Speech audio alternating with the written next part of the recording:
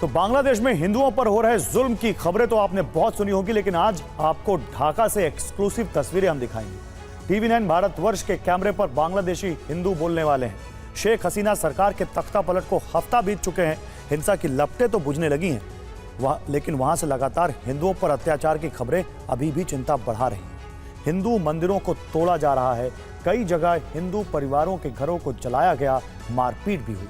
ढाका में मौजूद टीवी 9 भारतवर्ष के संवाददाता मनीष झा ने देवी ढाकेश्वरी मंदिर से ग्राउंड रिपोर्ट भेजी है। यह वही मंदिर है जहां बांग्लादेश में जिसे नेशनल टेंपल का दर्जा प्राप्त है और इसी देवी के नाम पर ढाका का नामकरण हुआ है। इस रिपोर्ट में बांग्लादेश के बदलते हालात के बीच हिंदुओं की आप बीती मौजूद है, देखिए।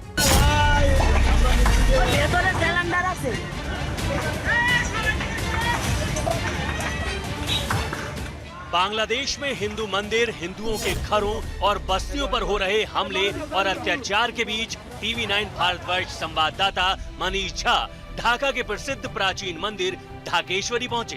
क्या आप अभी भी माता पिता बनने का सपना देख रहे हैं? अपोलो फर्टिलिटी के साथ अपने माता पिता बनने का सपना पूरा करें। मुफ्त परामर्श के लिए 9953440671 पर कॉल करें। यहाँ उन्होंने बांग्लादेश में बदले हालात के बीच हिंदुओं की स्थिति जानने की कोशिश की। ढाकेश्वरी मंदिर, वो मंदिर जिसके नाम पर ढाका शहर का नाम पड़ा, वो मंदिर जिसका एक लंबा इतिहास है। मान्यता ये भी है कि मां सती के मुकुट का रत्न यहीं पर गिरा था और इसी वजह से ये तमाम शक्तिपीठों में से एक शक्तिपीठ है। इस ढाकेश्वरी मंदिर के पास टीवी 9 की टीम मौजूद है और टीवी 9 की टीम यहाँ पर क्या हालात हैं, किस तरह की सिचुएशन बन रही है और इन सबको दिखाने के लिए ग्राउंड रिपोर्ट करने के लिए मौजूद है। टीवी 9 भारतवर्ष संवाददाता मनीष झा को देवी ढाकेश्वरी मंदिर में ऐसे कई लोग मिले जो हिंदुओं पर हो रहे हमले का विरोध कर रहे हैं और भाईचारे की अपील कर रहे हैं। पहले हम सब साथ में ही रहते हैं, यहाँ कोई प्रॉब्लम है नहीं। यहाँ पर हिंदी मुस्लिम सब साथ में ही रहते हैं, लेकिन अभी हालात बदल गए। अभी हालत बदल गया। जब भी जो प्रोग्राम हुआ था, आजान दिया था, हम लोग प्रोग्राम रोक दिया, ठीक है, बंद कर दिया, ठीक है, आजान का टाइम में और सब कुछ हम लोग रुक के गया था वहाँ पर। आप उनका रिस्पेक्ट करते हो जब अजान होता है? अजान को हम रिस्पेक्ट करते हैं, लेकिन हमको बहुत भय लग रहा है जो हमको हमला कर रहा है, हमको मंदिर पे हमला कर रहा है, बिना घर पे डकैती हो रहा है, इससे हम बहुत घबराए हैं। जैसे भी चिंता रहती है, घर में भी रात को नींद नहीं आता, हल्का सा कोई साउंड होने से जग जाते, देखते कोई कुछ हुआ ना का, कोई आया ना का। ग्राम में घर में कोई जा रहा है, डकैती हो रहा है, हमला कर रहा है, मार रहा है, जला रहा है, ये अब भी प्रॉब्लम है। मुश्किल है रास्ता में चलना। अभी जो सनातन हिंदू धर्म है बहुत मुश्किल है, बहुत टेंशन में पड़ा है। घर में माता है, बहू है, बच्चा है, कच्चा है, उसके लिए सारा टेंशन पड़ रहा है। लेकिन आप तो इंडियन आदमी है, आपको जरूरत कर रहा हो जो हिंदू समाज के लिए, सनातन समाज के लिए इंडियन सरकार कोई भी कर सकता हो, बांग्लादेशी हिंदू के लिए। देवी ढाकेश्वरी मंदिर में टीवी 9 संवाददाता को एक जोड़ा भी मिला जो शादी के लिए पहुंचा था। टीवी 9 से बातचीत में उन्होंने बताया कि वो पूरे धूमधाम के साथ शादी करना चाहते थे, लेकिन बदले माहौल में ये मुमकिन नहीं हुआ, इसलिए साधारण तरीके से शादी करनी पड़ रही है। क्या करेगा, अभी तो अनुष्ठान नहीं कर सकते ना घर पे, अभी इसके लिए मंदिर पे आके शादी कर रहे हैं। अच्छा, इसीलिए। अच्छा, नहीं तो पहले आपका प्लान कुछ और था? प्लान कुछ और था, अभी कुछ और है। पहले क्या प्लान था? पहला तो घर में शादी करने का है, धूम धड़ाके से शादी करना है, धूमधाम से, वही है ना। अभी तो मंदिर में आके शादी कर रहे हैं। अच्छा, वो क्योंकि अभी ये जो माहौल है इसीलिए आप ऐसा इसके लिए अभी ऐसा कर रहे हैं। देवी ढाकेश्वरी का मंदिर बांग्लादेश का सबसे प्राचीन हिंदू मंदिर है और इसे राष्ट्रीय मंदिर का दर्जा हासिल है। ढाकेश्वरी से अर्थ ढाका की देवी से है। ये मंदिर माँ दुर्गा के शक्ति पीठों में से एक है। मंदिर के इतिहास की बात करें तो इसका निर्माण 12वीं शताब्दी में सेन वंश के राजा बल्लाल सेन ने कराया था। मान्यता है कि देवी ढाकेश्वरी के नाम पर ही बांग्लादेश की राजधानी का नाम ढाका पड़ा। ढाका से कैमरा पर्सन गंगा सिंह के साथ मनीष झा, टीवी 9 भारतवर्ष।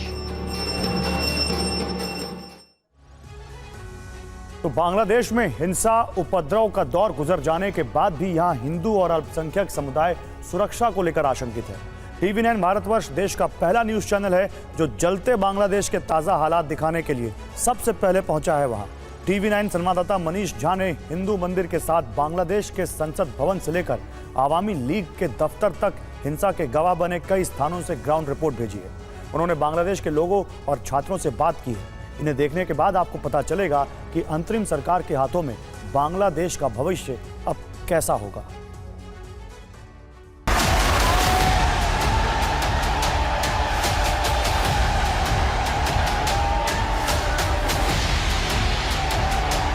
ये अवामी लीग मुख्यालय है, अवामी लीग मुख्यालय जिसे कि प्रदर्शनकारियों ने आग के हवाले कर दिया था। टीवी 9 के कैमरे पर आप देख समझिए कि इस वक्त बांग्लादेश में पुलिस को लेकर क्या स्थिति है।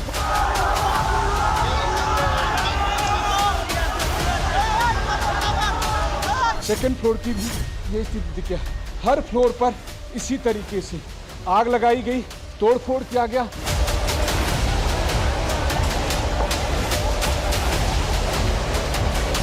इस वक्त टीवी 9 के कैमरे पर आप बांग्लादेश के उस संसद को देख सकते हैं।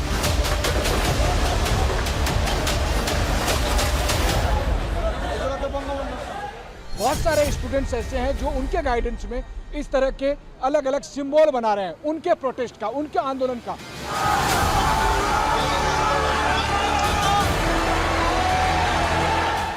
5 अगस्त की हिंसा के बाद बांग्लादेश अब एक नए बदलाव के दौर से गुजर रहा है।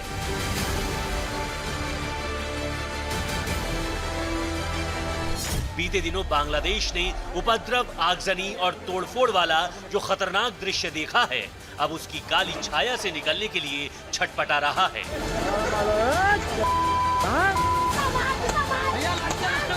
बांग्लादेश में कई जगह ऐसी हैं जो 5 अगस्त को हुई हिंसा की सबसे बड़ी गवाह हैं। यहाँ प्रदर्शनकारियों ने आगजनी की, तोड़फोड़ की और सब कुछ तहस नहस कर दिया। अब यहाँ फैले सन्नाटे में भी उस दिन की हिंसा का शोर सुनाई दे रहा है।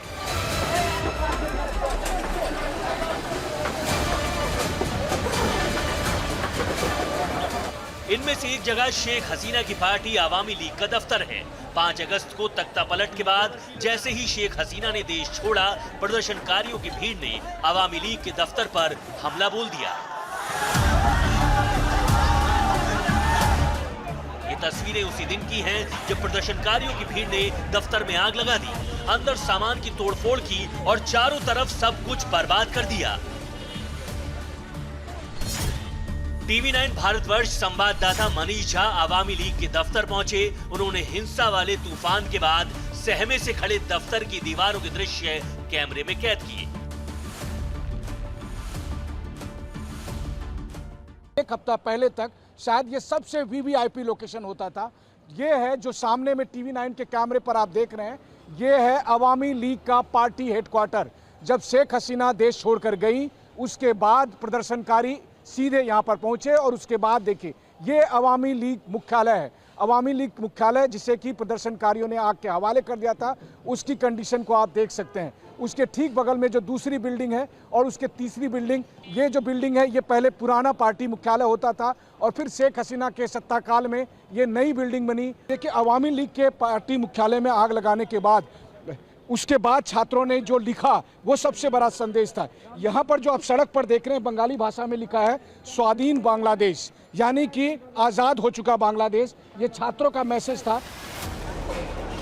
आवामी लीग का दफ्तर कभी बांग्लादेश की सत्ता का पावर सेंटर हुआ करता था।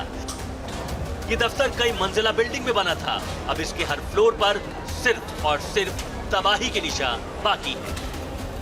अवामी लीग के दफ्तर में मौजूद हैं और अवामी लीग के दफ्तर की ये हालत आप देखिए। इस जगह पर हम मौजूद हैं, यहाँ पर हम अलग अलग कमरे में आपको दिखा रहे हैं आग लगाने के बाद पार्टी मुख्यालय की क्या हालत हुई थी। शेख हसीना देश छोड़कर गई, उसके तुरंत बाद प्रदर्शनकारी यहाँ पर पहुंचे, उनका गुस्सा इस पार्टी मुख्यालय पर निकला और जो अवामी लीग आज सत्ता में वापसी के लिए गोपालगंज या दूसरे इलाकों में सड़कों पर उतरी है, उसके पार्टी मुख्यालय की ये स्थिति बता रही है कि अवामी लीग के लिए आसान राह नहीं है। वो इसलिए क्योंकि चाहे बीएनपी हो, छात्र संगठन हो या फिर, और यहाँ पर देखिए, यहाँ पर लिफ्ट की हालत देखिए। टीवी 9 के कैमरे पर आप वो तस्वीरें देख रहे हैं। दुनिया ने अवामी लीग पार्टी मुख्यालय को आग लगते हुए देखा, लेकिन उसके बाद की कंडीशन क्या है ये देखिए। ये जो लिफ्ट वाली हालत है, यहाँ स्टेयर्स है, स्टेयर्स के जरिए हम चढ़ने की भी कोशिश करेंगे। गंगा थोड़ा सावधानी से उतर के यहाँ पर आइए। ऐसा लग रहा है जैसे मैं किसी युद्ध क्षेत्र में हूँ।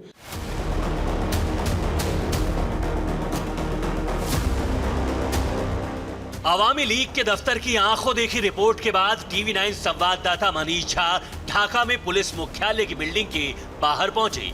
पुलिस मुख्यालय को भी प्रदर्शनकारियों ने टारगेट किया था, क्योंकि हसीना सरकार ने पुलिस एक्शन के दम पर प्रदर्शन को दबाने का प्रयास किया था, जिससे छात्रों में पुलिस के खिलाफ गुस्सा था। ऐसे में प्रदर्शनकारी छात्रों ने पुलिस मुख्यालय पर भी हमले किए। टीवी 9 के कैमरे से देखिए, टीवी 9 के कैमरे पर आप देख समझिए कि इस वक्त बांग्लादेश में पुलिस को लेकर क्या स्थिति है, पुलिस के हेडक्वार्टर को लेकर क्या स्थिति है। और सबसे बड़ी बात यह है कि पुलिस हेडक्वार्टर को इस वक्त पुलिस की सिक्योरिटी नहीं बल्कि इन्फेंट्री की सिक्योरिटी मिली हुई है। और यहाँ पर सबसे बड़ी बात यह है कि एक तरफ पुलिस हेडक्वार्टर की बिल्डिंग को जहाँ इन्फेंट्री प्रोटेक्ट कर रही है, वहीं दूसरी तरफ सड़क के दूसरे तरफ जो आप प्रोटेस्ट करते हुए लोग देख रहे हैं, ये बांग्लादेश पुलिस के लोग हैं। वो पुलिस जिसे लेकर बांग्लादेश के लोग, खास करके छात्र संगठन, बेहद नाराज है, बेहद गुस्से में है। लेकिन पुलिस का कहना है कि हम तो अपनी ड्यूटी फॉलो कर रहे थे। पुलिस मुख्यालय के बाहर हालात अब भी तनावपूर्ण हैं, क्योंकि प्रदर्शन शुरू होने के बाद उन्हें कुचलने में नाकाम रहे कुछ पुलिसकर्मियों को नौकरी से निकाला भी गया था। अब वो इसके खिलाफ मुख्यालय के बाहर प्रदर्शन के लिए डटे हुए हैं और नारेबाजी कर रहे हैं। समय पर हम सब प्राक्तन पुलिस है जो पिछली सरकार की अमल में हमारा दुर्नीति कर हमारा चाकरी है ले गया, चाकरी डिसमिस कर गया है। हमारा आज फेसिक्स सरकार है अवैध आदेश में हमारा चाकरी चला गया। हम एक साथ कट्टा हुआ है, हमारा न्याय अधिकार हमारा चाहिए। मेरा बेटा छोटा था, हमारा फादर एक फाइटरमैन था आर्मी में, इसके लिए मेरा बेटा का चाकरी नहीं हुआ। हम खुद उसको पैसा दिया, 8 लाख रुपया दिया। मैं दूसरा मुल्क में जॉब करके पैसा दिया मेरा बेटा के लिए। क्या अवामी लीग का दफ्तर, क्या पुलिस हेडक्वार्टर? हिंसा के दौरान कई सरकारी इमारतों और प्रतिष्ठानों पर भीड़ ने धावा बोला। शेख हसीना सरकार के खिलाफ प्रदर्शनकारियों के भीतर इतना गुस्सा था कि उसका दंश यहां की संसद भवन को भी झेलना पड़ा। बांग्लादेश की संसद से आए हिंसा वाले ये दृश्य आप भूले नहीं होंगे, जब प्रदर्शनकारी संसद के अंदर घुस गए, तोड़फोड़ और आगजनी की। पूरी संसद को प्रदर्शनकारियों ने कब्जे में ले लिया। हालांकि अब संसद भवन के बाहर दिन और दौर बदल चुका है। कुछ छात्र संसद भवन के बाहर की दीवारों पर पेंटिंग के जरिए शांति का संदेश देने की कोशिश कर रहे हैं। टीवी 9 संवाददाता मनीष झा ने संसद भवन के बाहर ऐसे ही कुछ छात्रों से बात की है और आगे बांग्लादेश में क्या होगा उनकी दृष्टि से दुनिया को दिखाने की कोशिश की है। इस वक्त टीवी 9 के कैमरे पर आप बांग्लादेश के उस संसद को देख सकते हैं जहां पर कि 5 अगस्त को जब शेख हसीना देश छोड़कर गई और उसके बाद प्रदर्शनकारियों की उग्र भीड़ इस संसद भवन के भीतर प्रवेश की और फिर संसद भवन के भीतर में जाकर उन्होंने उस जगह पर जहां पर कि संसद की कार्रवाई चलती है वहां पर भी अपना कब्जा जमाया था। ये देखिए, अलग अलग तरह के आपको संसद भवन के सामने से लेकर लगभग ढाका में हर एक जगह पर आपको इस तरह की पेंटिंग करते हुए दिखाई देंगे। ये स्टूडेंट्स हैं, इसमें से कुछ जो है वो आर्टिस्ट रहे हैं या फिर परफॉर्मिंग आर्ट के स्टूडेंट हैं, लेकिन वहीं दूसरी तरफ बहुत सारे स्टूडेंट्स ऐसे हैं जो उनके गाइडेंस में इस तरह के अलग अलग सिंबल बना रहे हैं उनके प्रोटेस्ट का, उनके आंदोलन का। जैसे कि ये आप देख रहे हैं कि इस तरह के सिंबल बनाते हुए, और यहाँ देखिए ये सारे स्टूडेंट, यंग स्टूडेंट्स, कॉलेज के पढ़ने वाले स्टूडेंट्स जिन्होंने इतिहास रचा, जिन्होंने बांग्लादेश में इतना बड़ा क्रांतिकारी परिवर्तन किया। आर्मी की तैनाती के बावजूद बांग्लादेश में अल्पसंख्यकों, खासकर हिंदुओं के खिलाफ अत्याचार नहीं रुक रहा है। इसके विरोध में शनिवार को हजारों हिंदुओं ने राजधानी ढाका में आवाज बुलंद की। हिंदुओं पर हमले रोकने की मांग को लेकर प्रदर्शन किया। टीवी 9 संवाददाता मनीष झा ने स्थानीय लोगों से भी पूछा, क्या बांग्लादेश में हिंदुओं के लिए माहौल बदलेगा? मैंने कोटा के बारे में मैंने सरकार की कोई मांगे की है, तो हमारी सरकार की तरफ से कोई उनके साथ बातें नहीं की। जहाँ पर अगर शेख हसीना चाहती थी कि अभी तो कोटा 55% है, तुम लोग मांग रहे हो जाओ, मुक्ति युद्ध के लिए 20% और 80% स्टूडेंट के लिए, सब खुश।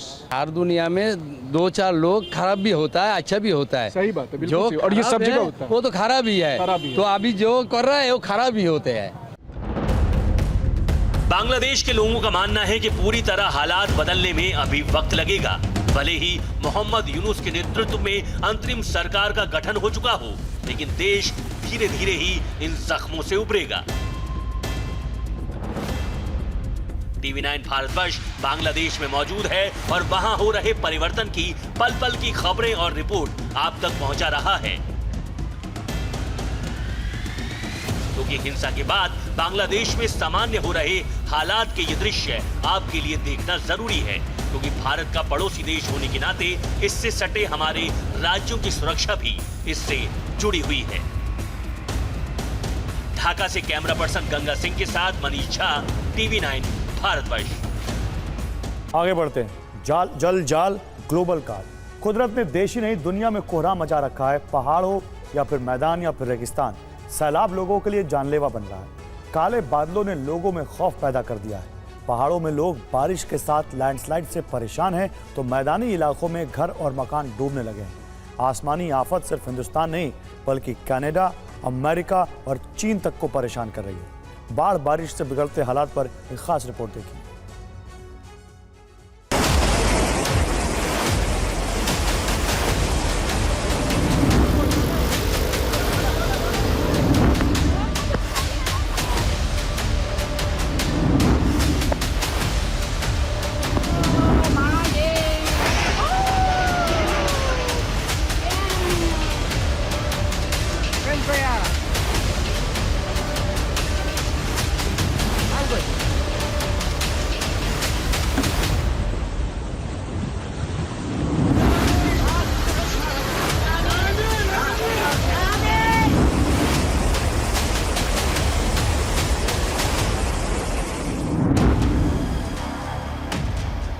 पानी से लबालब ये तस्वीरें दिल्ली के पास मिलेनियम सिटी के नाम से मशहूर गुरुग्राम की हैं। गगनचुंबी इमारतें और मल्टीनेशनल कंपनियों के दफ्तर से भरी गुरुग्राम की सड़कें तालाब बन गईं। देखकर ऐसा लगा जैसे ये गुरुग्राम नहीं कोई जलग्राम है।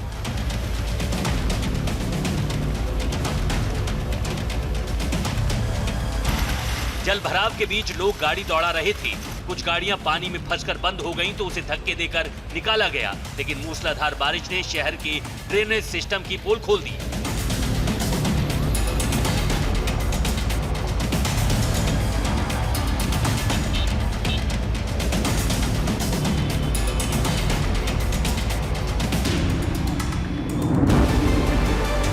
डराने वाली तस्वीर हरियाणा के पड़ोसी राज्य पंजाब से भी आई। होशियारपुर में नदी पार करते हुए एक इनोवा गाड़ी तेज बहाव में बह गई।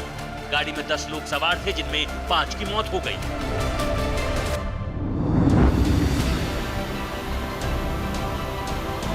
हालात देवभूमि उत्तराखंड के भी ठीक नहीं हैं। ये वीडियो हरिद्वार का है। इसे देखकर आप वहां जाने का इरादा छोड़ देंगे।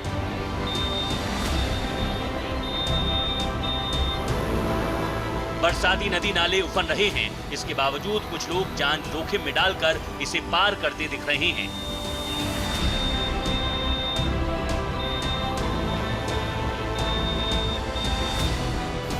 हरिद्वार में चीला के पास इस बरसाती नदी में कई वाहन बह चुके हैं। इसके बावजूद लोग जान को जोखिम में डालने से बाज नहीं आ रहे।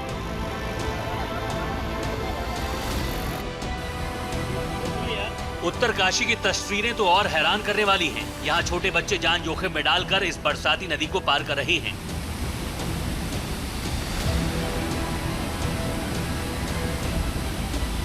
नीचे प्रचंड वेग से बरसाती नदी बह रही है। ऊपर कोई स्थायी पुल या व्यवस्था नहीं है, इसलिए नदी के दोनों छोर पर लकड़ी के कुछ लट्ठे रखे गए हैं।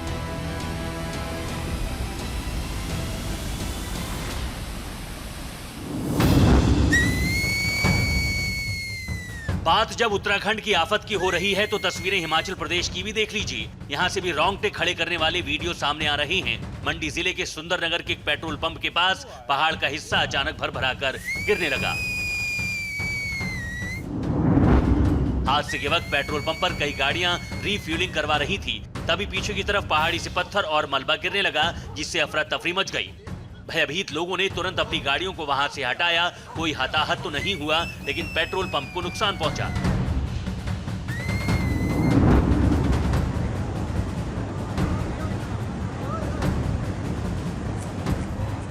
हिमाचल प्रदेश के ऊना के औद्योगिक क्षेत्र पौथड़ी में बरसात का तांडव दिखा।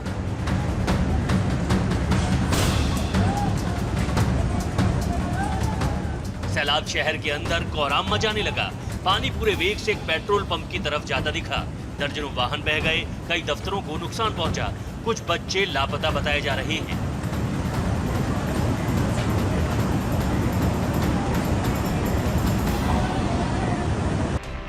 सिरमौर में NH 707 पर भारी भूस्खलन से आवाजाही बंद हो गई। सड़क के दोनों ओर वाहनों की लंबी कतार लग गई। 100 गांवों का संपर्क टूट गया। सड़क के किनारे पहाड़ दरकने का कारण गलत ढंग से इसकी कटिंग को माना जा रहा है। कटिंग वाले हिस्सों में पत्थर और मिट्टी गिरने की घटनाएं आम हो गई हैं। हिमाचल सरकार के आंकड़े बता रहे हैं 2 दिन से भारी बारिश, बाढ़ और भूस्खलन के कारण 280 से अधिक सड़कें बंद हो गई, जबकि इस सीजन में अब तक राज्य को करीब 842 करोड़ रुपए का नुकसान पहुंचा है। 27 जून से 9 अगस्त तक बारिश से जुड़ी घटनाओं में 100 से अधिक लोगों की मौत हुई है। मौसम विभाग के मुताबिक बिलासपुर, चंबा, हमीरपुर, कुल्लू, कांगड़ा, मंडी, शिमला, सोलन, सिरमौर और ऊना में बारिश का ऑरेंज अलर्ट जारी किया गया है। पिंक सिटी जयपुर के कई इलाके जलमग्न हो गए। जयपुर की सड़कों पर नदी जैसा नजारा दिखने लगा। दुकानों तक में पानी घुस गया। देश से अब आपको लेकर चलते हैं विदेश, जो आसमानी आफत की मार झेल रहा है। पहली तस्वीर कनाडा की है। कनाडा की ऐसी तस्वीरें आपने कम ही देखी होंगी। वहां डेबी तूफान के कारण यहां 24 घंटे में 150 मिलीमीटर तक बारिश हो गई। गाड़ियों ने जल समाधि ले ली। जल भराव से महंगी महंगी कारें डूबी नजर आईं। मॉन्ट्रियल में एयरपोर्ट पर भी पानी भर गया। कनाडा के हीस्टेन एंड दी बेलेव्यू में 173 मिलीमीटर तक बारिश हुई। बाढ़ और बारिश के चलते सड़कें बंद हो गईं, बिजली तक काटनी पड़ी।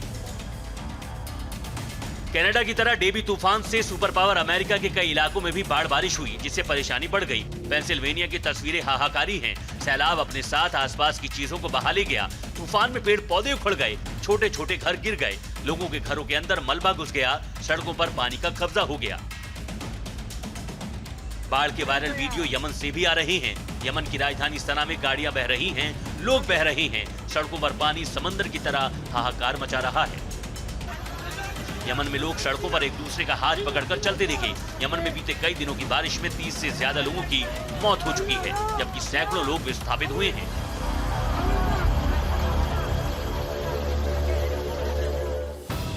तबाही चीन में भी मची है। उत्तर पश्चिमी चीन के गांसू और शांगसी में कोहराम मचा है। ये पुल देखिए कैसे टूटकर ताश के पत्तों की तरह बिखर गया। देखते ही देखते मेड इन चाइना इस पुल के एक नहीं कई टुकड़े हो गए। गांसू और शांगसी में कीचड़ के सैलाब में सब बर्बाद हो चुका है। घर, मकान और दुकान से लेकर सड़कों तक कीचड़ ही कीचड़ है।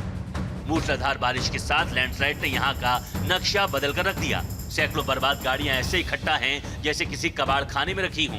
इन तस्वीरों को देखकर आप समझ सकते हैं कि बाढ़ और बारिश कैसे ग्लोबल संकट बन चुका है। Bureau report, TV9 Bharatvarsh. और अब खबर विनाश की उस आहट की जो इस वक्त पूरी दुनिया मध्य पूर्व में बीते 2 हफ्ते से सुन रही है। तेहरान में हमास चीफ इस्माइल हानिया की हत्या हुई थी और अब खबर है कि ईरान इजराइल से इस हत्या का बदला लेने के लिए किसी भी दिन तेल अवीव पर हजारों मिसाइलें लॉन्च कर सकता है। ईरान के सुप्रीम लीडर खामेनेई के आदेश पर ईरान की सेना हमले के लिए पूरी तरह तैयार है और ईरान की ओर से पश्चिमी देशों को बीच में ना पड़ने की वार्निंग समंदर में अमेरिकी वॉरशिप्स पर नजर रख कर दे दी गई है। यानी मध्य पूर्व में महायुद्ध बस किसी भी दिन छिड़ सकता है।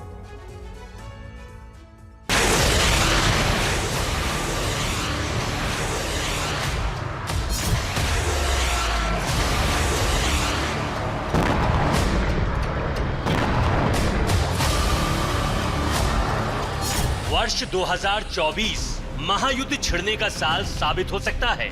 बारूद की विध्वंसक वर्षा मध्य पूर्व में हो सकती है।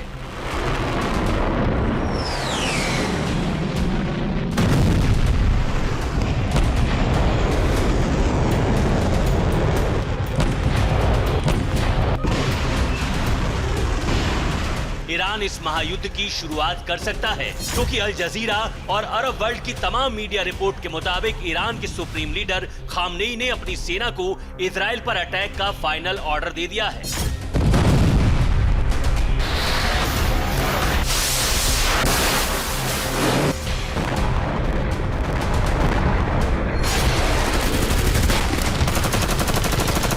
ईरानी सेना के deputy commander brigadier general Ali Fadavi ने खुद खामनेई से अंतिम आदेश के मिलने की पुष्टि की है।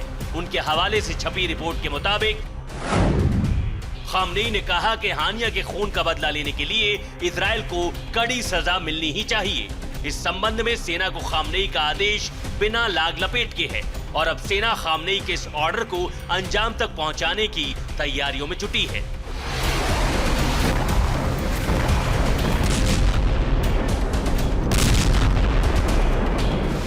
इन विनाशक तैयारियों की एक बानगी खुद तेहरान से मिली। खबर आई कि ईरान की नौसेना ने हाल ही में एंटी शिप मिसाइलें तैनात की हैं। सुपरसोनिक एंटी शिप क्रूज मिसाइलों की तैनाती इजराइल से मिल रही चुनौती के मद्देनजर की गई है।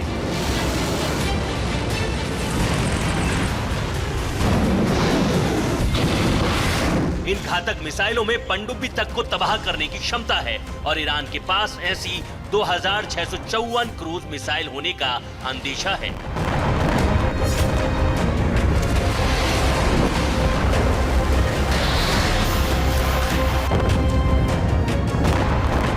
खामनेई के फाइनल ऑर्डर और ईरान की सेना की जोरदार तैयारियों को देखकर ये तय है कि ईरान इजराइल पर हमला जरूर करेगा। समय और तारीख क्या होगी, ईरान की ओर से इसको लेकर अभी कोई खुलासा नहीं हुआ है, लेकिन अलग अलग सोर्सेस से जो खबरें आ रही हैं वो ये बता रही हैं कि ईरान इजराइल पर हमले से पहले अपना हर एक किला मजबूत करना चाहता है और इस कड़ी में रूसी हथियारों से खुद को लैस करने में जुटा हुआ है। बिल्कुल सही सुना आपने। ईरान को रूस से हथियारों की सप्लाई तेज हो चुकी है। इस्कंदर मिसाइल की बड़ी खेप मिलने के बाद ईरान को रूस की ओर से S-400 missile air defence system भी दिए गए हैं।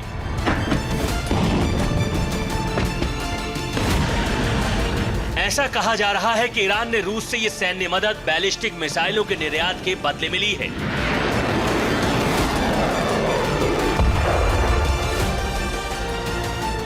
रॉयटर्स में छपी रिपोर्ट के मुताबिक ईरान रूस को यूक्रेन से जंग लड़ने के लिए FATH-360 क्लोज रेंज की बैलिस्टिक मिसाइल देने वाला है। इस एयर डिफेंस सिस्टम के इस्तेमाल के लिए दर्जनों रूसी सैनिकों को ईरान में प्रशिक्षण भी दिया गया है। दो यूरोपियन इंटेलिजेंस सोर्स ने रॉयटर्स को बताया है कि FATH-360 डिफेंस सिस्टम के मिसाइलों की अधिकतम रेंज 120 किलोमीटर है और एक मिसाइल 150 किलोग्राम का विस्फोटक ले जाने की क्षमता रखती है। यानी इस खबर से इस बात की पुष्टि होती है कि रूस और ईरान संकट काल में एक दूसरे के मददगार हैं। पश्चिमी देशों को मिलकर काउंटर करने की तैयारी कर रहे हैं। बात जहां तक इजराइल से ईरान के इंतकाम लेने की है तो ईरान ने 2 वीडियो जारी करके पश्चिमी देशों को मध्य पूर्व से दूर रहने की चेतावनी दी है।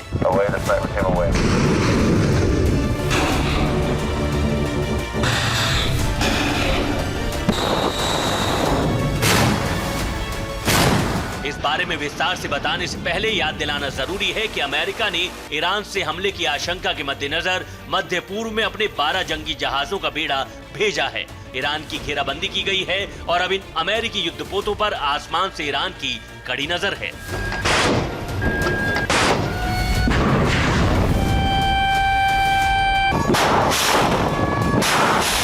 आप देख सकते हैं कि हॉर्मुज स्ट्रेट में यह अमेरिका का एयरक्राफ्ट कैरियर USS रूजवेल्ट है और समंदर में इसकी हर गतिविधि की जानकारी ईरानी नौसेना को उसके ड्रोन कैमरे से मिल रही है। ईरान ने ये वीडियो जारी करके चेतावनी दी है कि वो इस अमेरिकी एयरक्राफ्ट कैरियर को अपनी 2 अबू मेहदी मिसाइल से तबाह कर सकता है और इसके साथ चल रही युद्धपोतों को केवल एक मिसाइल अटैक से नष्ट कर सकता है। ईरान ने इसके अलावा एक और वीडियो फारस की खाड़ी का जारी किया। यहाँ अमेरिकी एयरक्राफ्ट कैरियर और युद्धपोतों के अलावा स्पेन की वॉरशिप भी ईरानी ड्रोन की जद में दिखी। जानकारों की माने तो ईरान ने हॉर्मुज स्ट्रेट से लेकर फारस की खाड़ी तक पश्चिमी देशों के युद्धपोतों की पोजीशंस का सटीक अंदाजा लगाया है और निगरानी के 2 लेटेस्ट वीडियो सार्वजनिक करके पश्चिम देशों पर दबाव बनाने की पूरी कोशिश की है।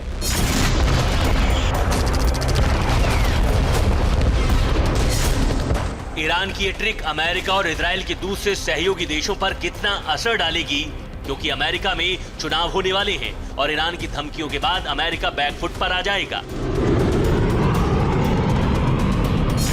इजराइल पर ईरानी हमलों के बाद कोई एक्शन नहीं लेगा, इसकी उम्मीद तेहरान को नहीं करनी चाहिए। यानी तब युद्ध 2 देशों के बीच सीमित नहीं रहेगा, दायरा फैलेगा और महायुद्ध की शक्ल ले लेगा।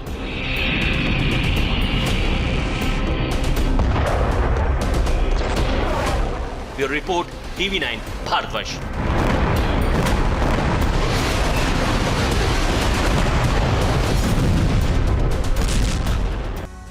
चीन के सिर पर विस्तारवाद की सनक सवार है। इस देश को विस्तारवाद की ऐसी बीमारी लगी है कि वो लगातार नए नए हथकंडे अपना रहा है।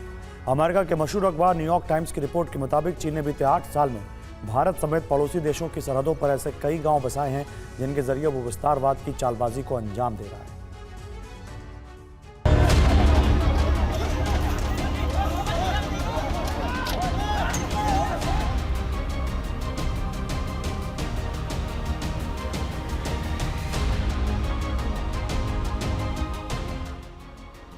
जून 2017 में डोकलाम, जून 2020 में गलवान और दिसंबर 2022 में तवांग। बीते 7 साल में सीमा विवाद को लेकर भारत और चीन में 3 बड़ी झड़प हो चुकी हैं।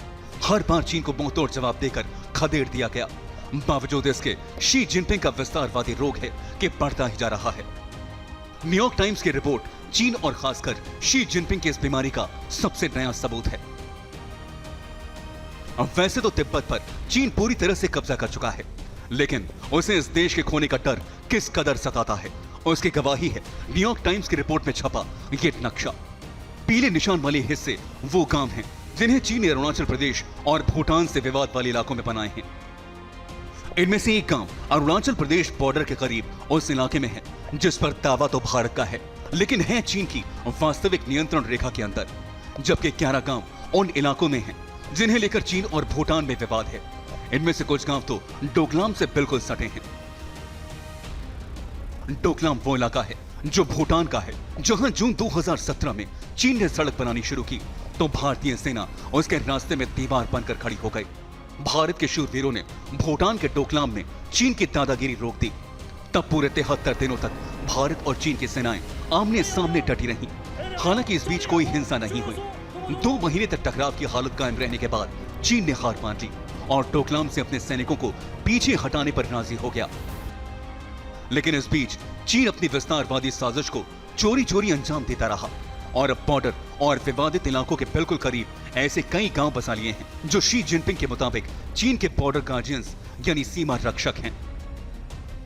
चीन की ये गांव उस साजिश के सबूत हैं जिसके तहत शी जिनपिंग अपने विस्तारवादी रवैये को चुपचाप आगे बढ़ा रहे हैं, ठीक वैसे ही जैसा उन्होंने दक्षिण चीन सागर में धीरे धीरे कब्जा करके किया। न्यूयॉर्क टाइम्स ने चीन की सीमा पर बस्तियों का मानचित्रण और विश्लेषण किया है, जिसमें पहली बार यह सामने आया कि किस तरह से इस देश ने सिर्फ 8 साल में रणनीतिक नागरिक चौकियों और अपनी सीमाओं का नया रूप तैयार किया है। तिब्बत पर स्वतंत्र शोधकर्ता मैथ्यू किस्टर और लंदन की SOS यूनिवर्सिटी के प्रोफेसर रॉबर्ट बार्नेट के मुताबिक मानचित्रण से पता चलता है कि चीन ने भारत की सीमा से लगे हर हिमालयी दर्रे के पास कम से कम एक गांव बसा लिया है। साथ ही भूटान और नेपाल की सीमा से लगे ज्यादातर दर्रों पर भी ये गांव या नागरिक चौकियां चीन की सेना को सड़क, इंटरनेट और बिजली भी मुहैया कराती हैं। इन गांव के जरिए चीन की मंशा अपने सैनिकों को जल्द से जल्द बॉर्डर पर पहुंचाने की है। रिपोर्ट के मुताबिक चीन के इन सरहदी गांव में रहने वाले लोग उसकी सेना की आंख और कान की तरह काम करते हैं, जो न सिर्फ हर पल सीमा की निगरानी करते हैं बल्कि घुसपैठ पर भी पैनी निगाह रखते हैं। खुद चीन कई बार LAC लांघने की गुस्ताखी कर चुका है, लेकिन भारतीय सेना उसकी सरहद में दाखिल ना हो इसके लिए वो अपने सरहदी गांव के बाशिंदों का इस्तेमाल कर रहा है। चीन की साजिश का पहला इशारा 2017 में उस वक्त मिला था जब शी जिनपिंग ने अरुणाचल प्रदेश के करीब यूमे गांव में 2 तिब्बती बहनों को चिट्ठी लिखकर बॉर्डर की रखवाली करने के लिए उनकी तारीफ की थी। तिब्बत का यूमे गांव साल के 6 महीने बर्फ में डूबा रहता है। इसके बाद तो इस गांव में अगले कुछ सालों में चीन ने दर्जनों नए घर बना डाले और इनमें 200 से ज्यादा लोग रहने भी लगे। यूमे, जिसे चीन में यूमाई के नाम से जाना जाता है, वो उन 90 गांवों में से एक है तिब्बत के, जिसे 2016 के बाद साजिश के तहत बसाया गया है। तिब्बत ही नहीं, पड़ोस के शिनजियांग और यूनान प्रांत में भी 6 नए गांव बसाए और 59 गांवों का विस्तार किया। हालांकि चीन का तो ये दावा है कि उसने इन इलाकों में सैकड़ों गांव बनाए और बसाए हैं।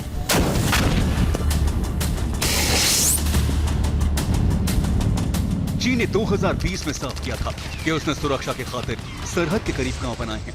साथ ही खाली, विवादित या कमजोर नियंत्रण वाले इलाकों में तय योजना के मुताबिक हजारों लोगों को नए गांव में बसाया है। चीन ने करीब लास्ट 5-7 साल में 150 से 200 गांव जो हैं वो लाइन ऑफ एक्शन कंट्रोल के बिल्कुल नजदीक बसा दिए हैं। और ये गांव जो हैं ये मॉडर्न विलेजेस हैं। इनके अंदर सारी फैसिलिटी हैं, इनके अंदर सड़कें हैं, आई हुई इंटरनेट है, पानी है, बिजली है।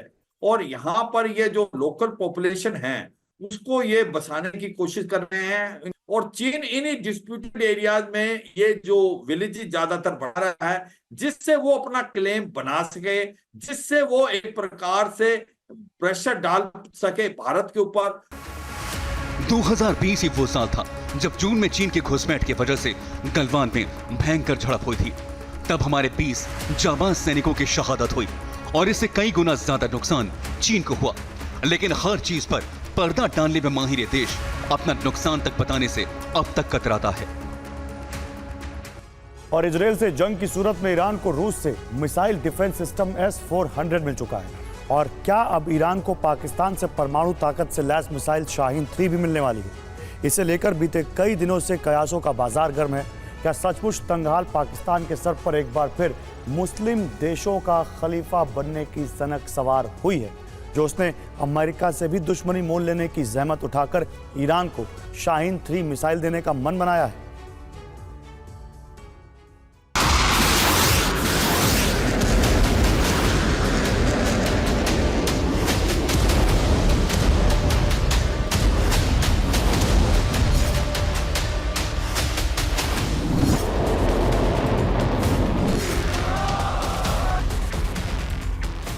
ईरान हमास प्रमुख इस्माइल खानिया की हत्या के इंतकाम की आग में जल रहा है। ईरान की सेना इजराइल को सबक सिखाने के लिए बेकरार है।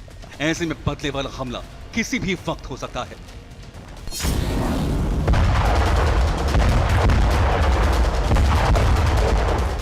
इस बीच बीते कुछ दिनों से इंटरनेशनल मीडिया से सोशल मीडिया तक ये ब्रेकिंग न्यूज सुर्खियों में है।